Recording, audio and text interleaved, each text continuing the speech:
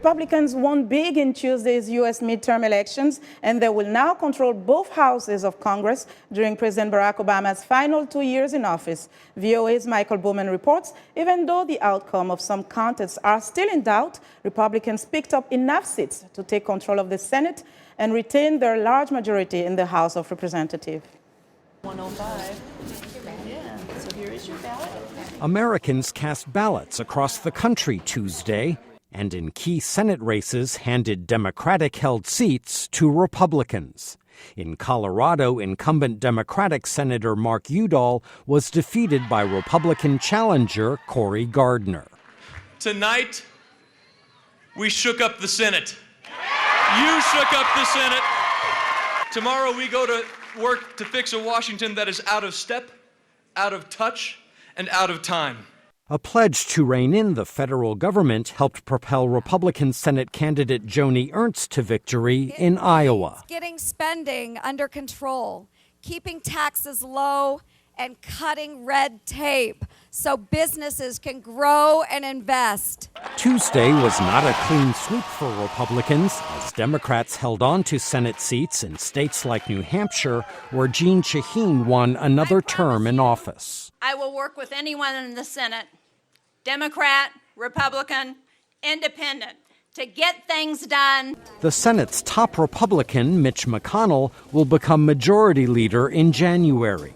He told supporters he hopes to work with President Obama, a Democrat, despite ideological differences. I don't expect the president to wake up tomorrow and view the world any differently than he did when he woke up this morning.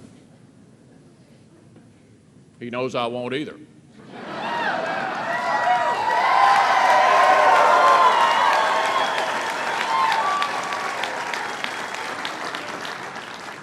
But look, we do have an obligation to work together on issues where we can agree.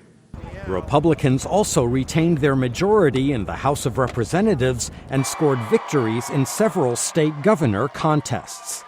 Many voters said they are disgusted with political gridlock between Democrats and Republicans in Washington. They have to start doing something. And I think it just needs to change, plain and simple. Anger with Washington played heavily in the elections, according to Republican strategist Ford O'Connell. Two-thirds of America thought the country was going in the wrong direction. What they wanted was a change in direction. Now it's up to the Republicans to try to bring that change. Tuesday's vote was a referendum on President Obama's leadership, according to American University professor Alan Lichtman, who spoke via Skype. President Obama dragged down the Democrats. It's not as if the Republicans in this election were presenting grand ideas, inspiring solutions to national problems. They were simply pinning every Democrat to an unpopular Democratic president. Reacting to a new political reality in Washington, President Obama has invited congressional leaders of both houses and both political parties to the White House Friday. Michael Bowman, VOA News, Washington. For more on the meaning of Tuesday's midterm elections and a look ahead of the 2016 presidential election, VOA Congressional Correspondent Saine joins us in the studio. And joining us from our position overlooking the U.S. Capitol is Jim Malone, VOA's national correspondent. Jim, I want to start with you. Welcome both to the program. Thank you very much. And Jim, first of all, the Republicans were projected to be the winners of these elections. So there are no surprises there, right? Well, I think the only surprise might be the width and breadth of their victories. Not only did they sweep enough of the Senate races to retake a majority, they'll now be in control of Congress next year. They also did exceedingly well in the state governor races. That can have an impact on the 2016 presidential election because parties like to have governors under their control when they start looking for votes in the various states. So if anything, Republicans did even better than expected. This is a huge political blow for President Obama. Let's see how he recalibrates for the final 2 years of his term. But when presidents find themselves in this position in the past, usually they have very few options. Perhaps there's some hope here. The two sides can cooperate, but perhaps not. Very difficult indeed. It seems that at least this way. Cindy, will the Democrat have any edge at all now that the Republicans have the control of the houses? Well, no, I think one of the big winners as far as Capitol Hill goes is Republican Senator Mitch McConnell, who had long dreamed of becoming the majority leader and now will become so in January. And analysts are a bit pessimistic, saying we've had stalemate, we've had kind of polarization, bitterness. We may have more of the same, I'm afraid. So then what will it take from the Democrats and the Republicans to move together for the next 2 years? Well, President Obama is already sending a signal. He's inviting congressional leaders to the White House Friday and going to try, and there's a new political reality, look ahead, look to see what things they can get accomplished. They have to fund the government and perhaps do something on immigration reform. And Jim, now that Cindy mentioned Senator Mitch McConnell, what kind of agenda do you anticipate that he will propose when the GOP takes over in January? I think it'll be a mix. I think he will be eager to block the president on things that his Republican comrades don't like. They may try to undo some of the health care law. But look, what we heard from voters in the exit polls yesterday was they want Washington to work together. And Republicans, if they hope to be really serious about being viable for the 2016 presidential race, they may have to show that they can govern, that they can set aside just being blockers of legislation and actually try to reach out and do some compromising with Democrats. So the pressure will be on both parties to change. Let's see who steps up. And who will step up? We see that President Obama still have his executive power. What do you see, Cindy?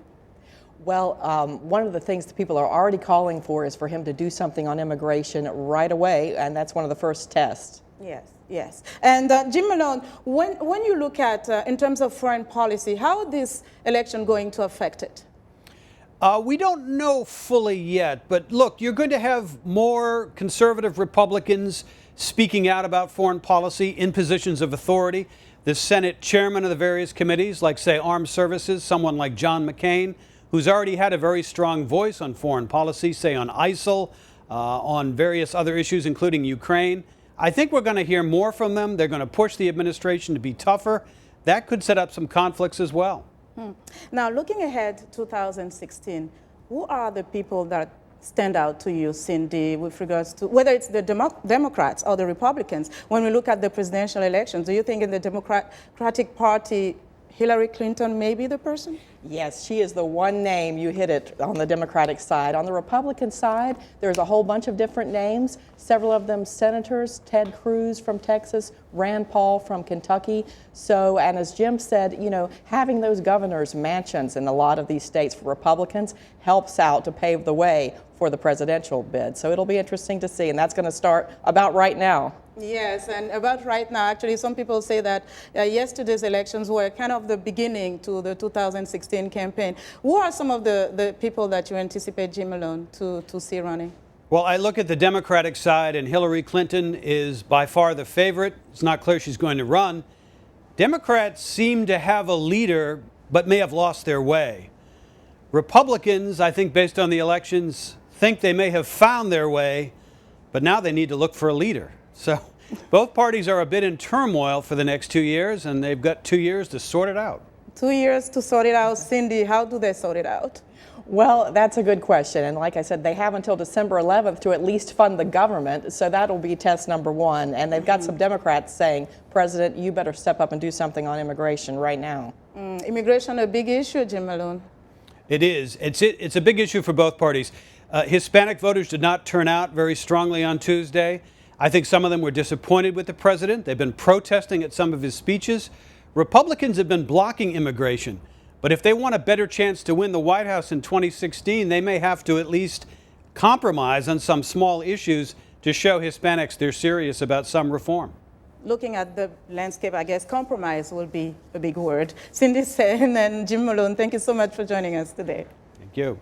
And thanks to both Jim Malone, VOA's national correspondent, and Cindy Saine, our congressional correspondent, for joining us today on Africa 54.